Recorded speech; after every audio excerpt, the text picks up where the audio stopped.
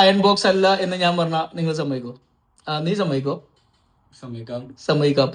പിന്നെന്താ, ഇത് iron box അല്ല, പിന്നെന്താ, ഇതിനെ നമ്മൾ അയൺ എന്ന് പറയാം. ആ ബോക്സിന്റെ ആവശ്യമില്ല, അതൊരു ഇന്ത്യയിൽ മാത്രം, ഒരു ഇന്ത്യൻ ഇംഗ്ലീഷ് ആണ് iron box.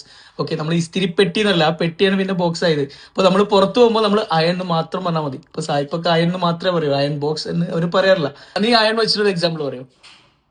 My shirt is wrinkled. Where is your iron? Yeah, my shirt is wrinkled. Wrinkled എന്നാൽ ചുളിഞ്ഞിട്ടുണ്ട്. Where is your iron? ഇപ്പൊ അയൺ ബോക്സ് എന്ന് പറഞ്ഞില്ല, അയൺ അത് മതി. Okay, where is your iron?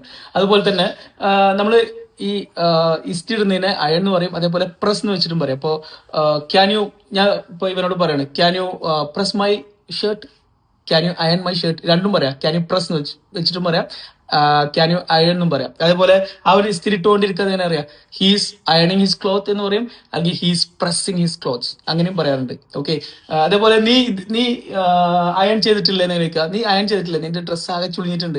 ഹാവിൻ you, okay, haven't you iron your dress, അല്ലെങ്കിൽ haven't you iron your shirt, haven't you pressed your shirt, it looks wrinkled എന്ന് പറയും. It's look wrinkled. അതേപോലെ നിന്റെ shirt കീറിയിട്ടുണ്ടെന്ന് എങ്ങനെ പറയാം?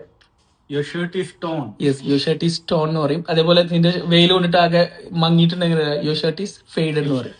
കണ്ടോ? അപ്പോൾ ഗൈസ്, ഇതെല്ലാം നമ്മൾ എപ്പോഴും ഉപയോഗിക്കുന്നതാണ് ഡേ ടു ഡേ ലൈഫിൽ. അപ്പോൾ ഇതെല്ലാം സേവ് ചെയ്ത് വെക്കുക. അപ്പോൾ ഇതൊക്കെ പുതിയ അറിവാണെങ്കിൽ ജസ്റ്റ് ഇവിടെ നിന്ന് കോമന്റ് ചെയ്യുക. ഇനി നിങ്ങൾക്ക് ഓൺലൈനായിട്ട് ഇംഗ്ലീഷ് പഠിക്കുന്നുണ്ടെങ്കിൽ ഞങ്ങൾ മെസ്സേജ് ചെയ്യാം. Thank you.